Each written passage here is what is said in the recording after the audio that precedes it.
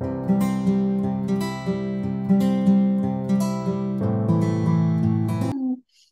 to Coffee with Chris. I'm joined today by actress, author, television host of Artist Toolbox, if I remember correctly, and coach with Working Reel Productions, Shannon Mackinnon. So, Shannon, welcome and thank you for your time. Oh my gosh, thank you so much for having me. I'm very excited to be here. Why are you very excited to be here? Well, because it's you and because I've been watching your stuff, like to be honest. Because it's me. Because I it's you. And well, we're both part of the Working Reel family, roster. yeah. So Buddy always says a lot of nice things about Chris in the office. But I've also like checked your stuff out and watched your interviews. So I was like, oh, we know similar people, which we've discussed previously. And yeah, I just think like I'm just happy to talk with you and talk about acting and our journeys. It's always interesting to talk to other artists and to see like, to pick their brain. Well, I'm excited that you're excited, to be honest. It's not very often that guests with Coffee with Chris are like, I'm excited to be here. And then I'm like, why? And they're like, oh. Oh, like Why not? Yeah, it's great. It's great. nice Um, to say. No, that's funny. so Shannon, I want to ask you a question about your earliest piece here with acting, the Artist Toolbox. Mm-hmm. Now, this was a show that ran in Hamilton on I'm gonna say Channel 14, but I'm pretty sure that's wrong. Oh, is it? Yeah, Oh, Cable 14. Yeah, you got it right.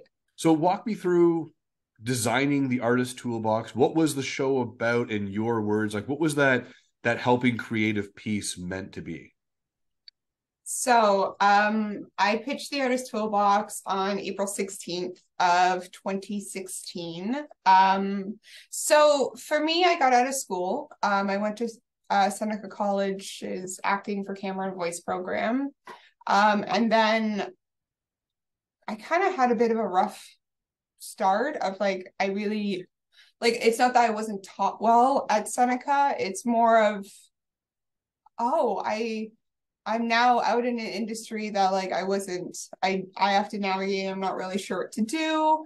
So I actually got interviewed at Cable 14 before I pitched a show because I got published in Chicken Soup for the Soul, Dreams and Premonitions. I wrote a story about I had a best friend that passed and that story got selected. So then that's when I initially found out about them. And then I said like, oh, I are you guys like looking for people to host? Because even when I was doing that interview, I was like, wow, this is cool. I would love to do this.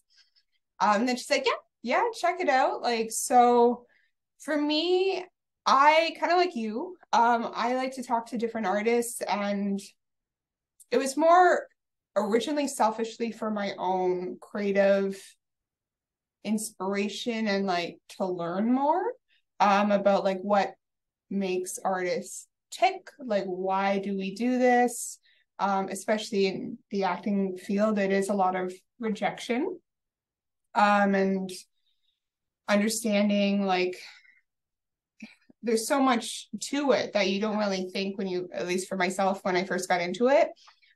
So I really wanted to just sit down and to empower the Hamilton community for art because there's such a cool scene that happens there and be a part of it in a greater way and really like hopefully again inspire and help people to go after their dreams, because I come from a family where there are a lot of creative people.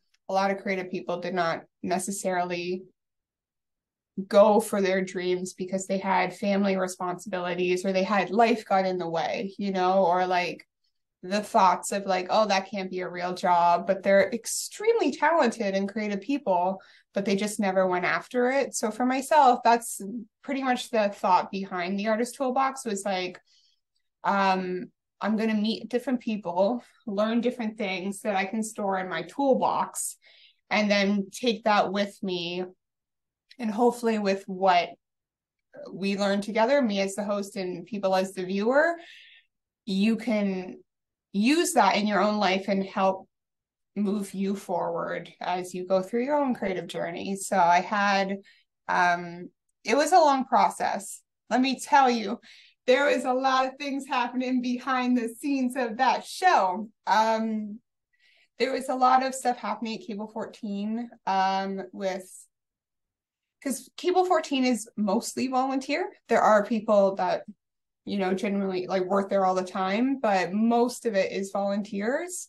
And getting that, like, you want to respect people and their art and like cameramen, and they're trying to move up too, but at the same time, you want to pay people, but you only have so much money. So you got to kind of, I bought a lot of McDonald's for a lot of people. And like, what? I had some that I have beautiful memories from making that show. There was a lot of setbacks with making the show too, in the sense of I wanted to do something different and have animation on the show. And the guy I met, his name's Steve Breton. He's a fantastic animator.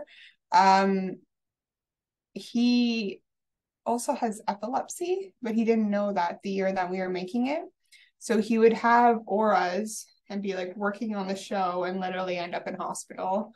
So there's so many different delays, but it really taught me perseverance is key. And I had a producer on the show. That producer got fired from from the company of Cable 14. I had a man who I still don't know where this man is in the world. I had a cameraman. He wasn't working for Cable 14. He was a volunteer, but he got beat up by his drug dealer. And he sent me an email. Yeah, he sent me an email. And he fled the country. He fled the country. I have no idea if this man is even alive anymore. And like, I'm still confused. Like, literally, I got the email of like, my drug dealer is beat me up. Do not contact me. I'm fleeing the country. And then we had a shoot that day. And I just, like, we did the shoot. It was fine, but it was wild. It was because it was such, like, Cable 14 is a small local community show. The show is very innocent about, me wanting to empower artists in the community. And I'm like, there is so much stuff going on behind the scenes. I just want this cute little show to help people. And it taught me a lot. So yeah. And now here you are with acting on camera for film, music videos, TV, right? Mm-hmm. So you've gone from wonderful messages of don't contact me, my drug dealer is after me. To being on set. And actually, we were chatting before. You said you got to play a mom for the first time. I did, yeah. So it was for its Unitron hearing aids. And when you're getting when I was getting my hair and makeup done, I saw a little girl with brown hair, and then I thought, oh, is that supposed to be my kid? And then this girl was like 16. So at first I was like, how old do you think I am? Like, but then, so I'm 30, which I guess technically I could have a 16-year-old, You could, absolutely. I definitely could. So that, they're not wrong. But in the end, they changed it to me having a 6-year-old, which I definitely could also have right now. But that was not my life. So, but it was cute. It was this little boy's first time being on set ever. And he was a ball of fun, but it was interesting. It was an interesting, fun challenge because he wanted to go home or like play basketball, and he was just like, and it's just like, no, like we're almost done. It was cool though. I know some of my friends were like, oh, they think you're that old, but like, it's fine because I'm working. So if you want me to be mom, I will be mom. It's fine. I bake cookies. It's fine. Yeah. A lot of what people don't see is that it's a job. right? You got booked on the job, and if they want you to play an old lady, a person with a disabilities, or a clown, or whatever the case may be, and for us, it's wow, we got booked, and this is an amazing opportunity because we get to work in the field that we love to be in, and being creative. I think it just lifts us up very spiritually and emotionally in that sense. You know, you're trying to be in this industry. We're trying to make it, and as we know, there is an endless world of rejection out there waiting for us. So hey, if you get to play mom, hey, It's a great day. My line is every day on set is it, or set days are the best days. That's, even like in the times where, I don't know, like, I don't know, you're not feeling well or nerves or whatever, set days are the best days because you're literally living your dream. So yeah, for me, I actually, this is an interesting question I'm going to ask you. So when you're on set, say you're really tired, do you ever, for myself, I have a thing where even if I am really tired, I'll like quickly have a coffee, but I'll never tell other actors or crew that I'm tired because crew has been there much longer than I have. So for me, like I'll have a coffee and I'm like, no, I'm fine. Like I will not admit that I'm tired. Because it's like, well, no, crew has been here a lot longer, so I'm not gonna sit here and complain. A lot of people would like to be here right now, so blessed and grateful over here. So what about yourself, Chris? I think you've put the hammer on the nail there. It is one of those things where we are going to get tired. And I think if you're crew, when I have been crew, and yeah, we are there a lot longer, but we're constantly moving and we're constantly doing and completing a task. Whereas talent is sitting around.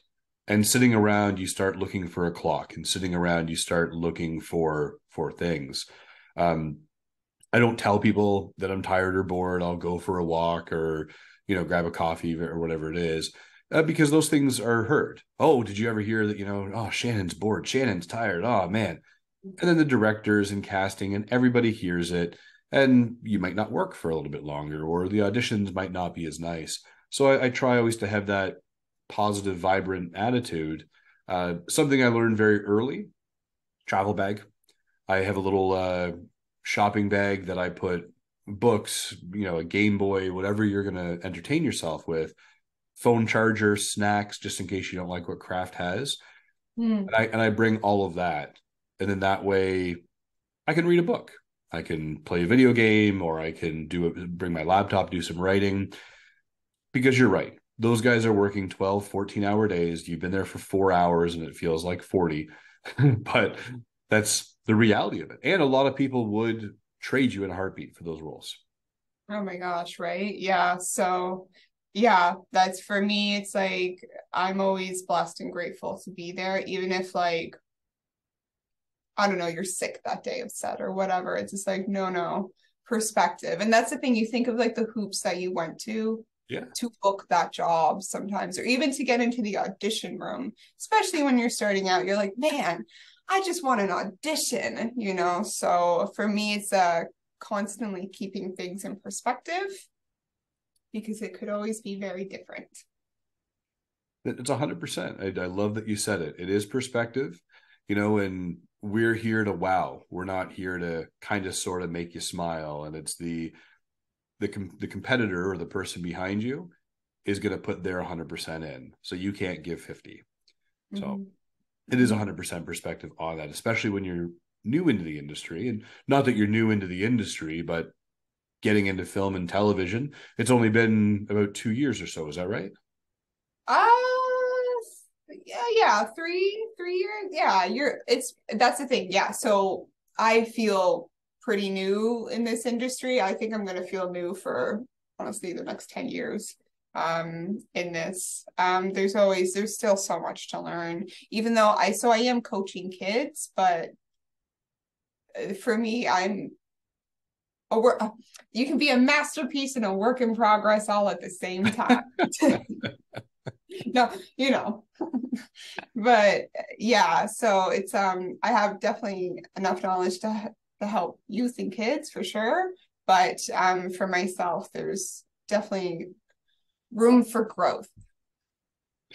There's a saying from an old friend of mine that overnight success takes 10 years in this industry.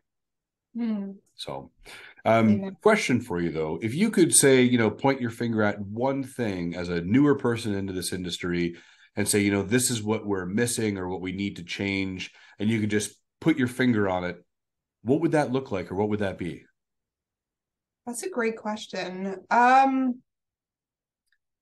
I think right now, because it is, I don't know, is it post-pandemic, pandemic? I don't know what this would be classified now. Some of the self-tapes, some of the demands of the self-tapes, I would like to change if possible. So I am totally okay like doing self-tapes. However, when they want a full production of like you running on a treadmill and you doing this, and it's very specific stuff that they want, specific shots. Sometimes I think that's a bit too much to put on the actor. Like, I think it's a bit much, and I don't want to sound like a whiner. Again, like I'm grateful for the audition, very thankful to be considered. But we only have so much we can do. Would you agree with that, or? There, in a lot of ways, there are some breakdowns that I've seen and received where it's, I want you to play 30 characters, but 10 seconds a piece and give me the highlight of the script here. If you don't know how to edit, or if you don't know how to film on your camera or have those programs, and some people don't, it does become very daunting. Play 4 characters, but sit opposite each other while you film it with a different angle. And you sit there and say, okay, I'm going to do my best. I'm going to try because I want this.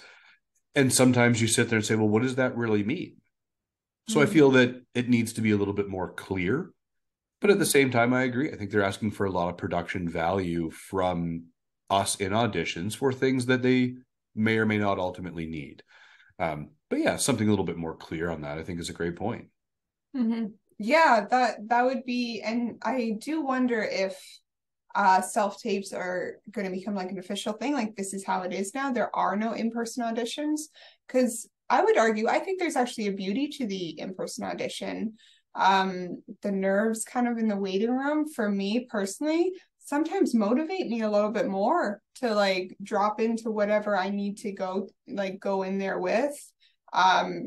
And I think also while you're on set, there is a lot of people around. When you're auditioning in your house, you feel very comfortable.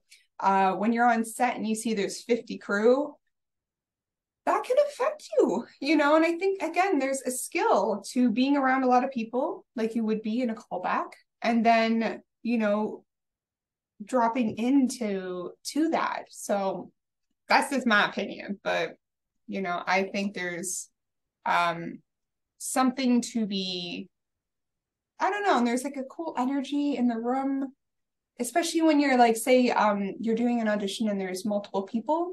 It's different over Zoom. You don't get to like have a moment with like the actor of, hey, like, let's try this. It's not the meeting someone in person and like feeling the fun energy or magic that happens in an audition room. It's not that it can't happen over Zoom. It's just different. So I personally, I miss the in-person auditions myself. From everyone that I hear, self tapes are here to stay for sure. And there is some point where they're a little bit more convenient. You don't have to race to a location, find parking, fight traffic and all that stuff, or take time off work, whatever the case may be. So I mean, there is a sense of convenience to it, but I agree. I think you get into that room, you can make a joke, you can be yourself before you have to do the audition. So I do believe there's a piece missing, but you know what? I also enjoy the convenience. Right. So that's the thing. So I live in Cambridge. You're Vaughan, if I'm not correct. Halton Hills, yeah. Halton Hills. Okay. So yeah. So to, travel to Toronto, it's going to take some time, right? Especially if it is for 5 minutes. So I definitely understand that, and the pros and cons. So I'm good with both. I'm good with both. So a question for you that we spoke about some acting, your highlights with Artist Toolbox, where you are now, coaching with Working Real. What is it? Can you share something with us about Shannon that we might not necessarily know, or maybe we misunderstand about Shannon? We have Shannon, the actress, we have Shannon, the author and the coach. Tell me something about Shannon that you haven't shared with us yet. Ooh, that is a fantastic question. Um, for me, like I said, I'm very spiritual in my approach. I kind of have a bit of a system to keep up my resilience. I really believe in morning routines. Do you know who David Goggins is? Nope. No? I highly recommend you look him up. He's an incredible man, in my opinion. He's very intense, but he's I like, if I met him, I would be like, not okay. But I think for myself, I'm really a big believer in what you do like within your own personal life influences the art you do. And for me, building up my resilience, keeping myself healthy in multiple ways, whether that be emotionally healthy, spiritual healthy, physically healthy, all the good stuff. It really definitely influences my art and influences, I guess, how I approach the world. So for me, I get up every morning, I meditate, I read, and I work out. Some days are better than others. But that's the thing. It's not necessarily a long like workout or whatever. It can be like 20 minutes. But for me, it's really changed my perspective on like just my mood and my day to day. It keeps me more like on the go and like organized. Where for myself, when I was like just waking up, check my phone, lay in bed for 10 minutes, it's almost like it sets a tone to the day. Yeah. And for me, it's actually really changed kind of how I am and like how if I get up and do certain things in the morning, I'm much more like focused and sharp. If I'm not doing that, it's miraculous about how, I don't know, just how I am without the day, like throughout the day. That's fair. So yeah, I think like really, yeah, I don't know. I think I'm pretty resilient. I am an emotional sap, but I am pretty resilient with, if I really want to do something, I will. And I think really that comes from me taking the time to improve myself every day a little bit. So good. That's me in a nutshell. Get up early, set the tone and the pace for the day. I love it. Yeah. Do you do anything like that? Something similar, yes. I'm up usually before everyone else, or the dawn, if you will, and I do a couple of different types of motivations, and I do a couple of different HIIT workouts, and try to get myself ready and prepared for that day to take on whatever's going to happen. Right, because you just never know. Right. So I have time for one last question for you, Shannon, and I love this question, but what makes Shannon Mackinnon smile? Ooh, many things. I mean, the corny answer would be my kitty. My kitty, my friends, my family, creating, being in that space. Buddy Brennan, Buddy Brennan and Kevin from Working Real. They have been an amazing support for me and coach there. And I'm not saying this because he's my boss, Chris. Honestly, like Buddy and Kevin have definitely changed me for the better. And I'm extremely grateful that I moved out to Cambridge and got to meet them. Because I don't know if I didn't move out here, I don't think I would have met Buddy, because I would have been focused on like Hamilton, Toronto training. Not saying that there's not amazing coaches there at all. But yeah, I'd say my family and friends, being in the artistic space, and if I'm listening to my instincts, I'm going to smile. Well, that's amazing. Thank you for sharing that with us. And where can we learn more about Shannon Mackinnon? What are your social media handles? Yeah, so it's so the funny thing about me being Shannon McKinnon, it's S McKinnon, but it looks like Smackinnon. So Smackinnon13 is my Instagram and my Twitter. You can visit my website at www.shannonmckinnon.ca. And you can find me on Facebook. Hit me up. Let's talk. Let's do coffee. Well, that's all the time I have for you with Coffee with Chris. I really appreciate your time and thank you for being here, Shannon. To everyone out there, remember to have a fantastic day and smile to inspire. Thank you.